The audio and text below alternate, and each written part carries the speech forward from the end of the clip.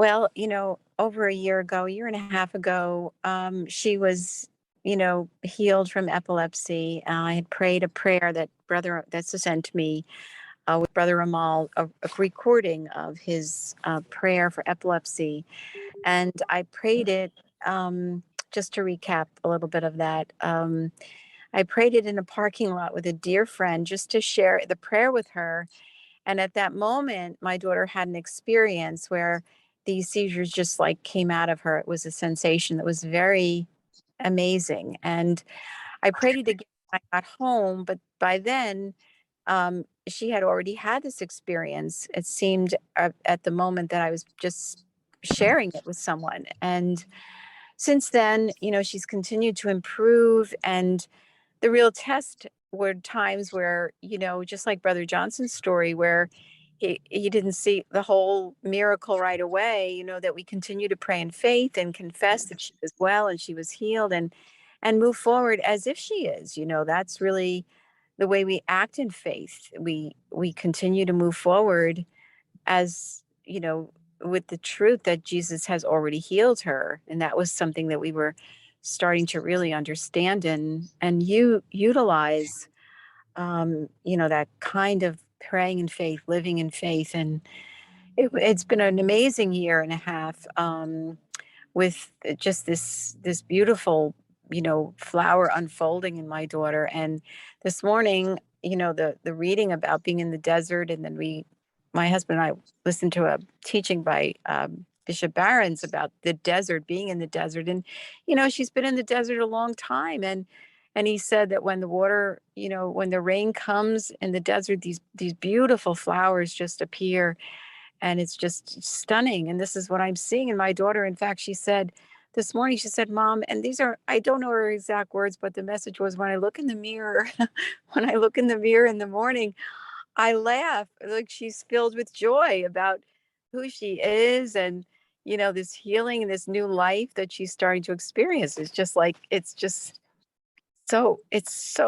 so beautiful, it's so powerful. But the reason that I'm sharing this, update is that just in the last 2 weeks, she got an apartment, and it was a miracle in itself.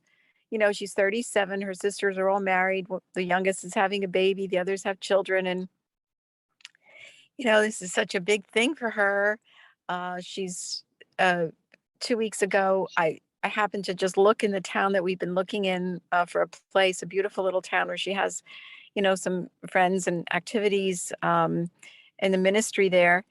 And this apartment the price was unbelievable. Usually in that town, you might get a room for that price, but this was a whole apartment. We went to see it right away. The realtor was ready to show it to us. And we went upstairs. It was sparkling clean. It was filled with light, sunlight. And so that night, I helped her fill out the paperwork, and her income isn't much at all. She only gets Social Security at this point. She will be working within, I'm sure, a year or two, but at this point, she doesn't make very much money. And my my inclination was to maybe put my financials down or my brother's financials down, but I said, no, we're just going to put, this is about your freedom and independence. We're just going to put your financials down. And we did. It was just on her own merit that she was the top applicant. The woman called the realtor, said, I want this young woman. I want to meet her on Monday night.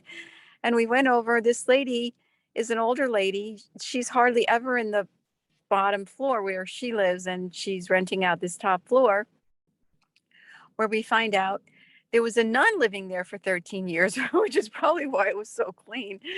But is this and also this lady herself teaches in a Catholic school in a city maybe a half hour away, and she has another place, so she's hardly ever at this house.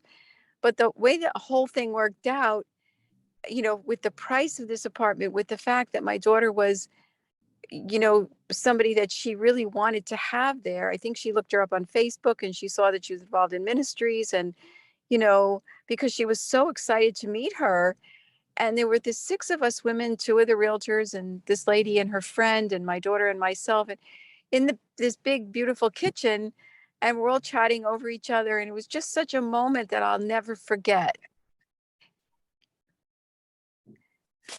and I could hardly, I can hardly share about it without being totally overwhelmed at what has happened in this last year and a half since that prayer and since learning how to live in faith, speak in faith, and to pray, pray with faith. So she's been a big part of it, praying.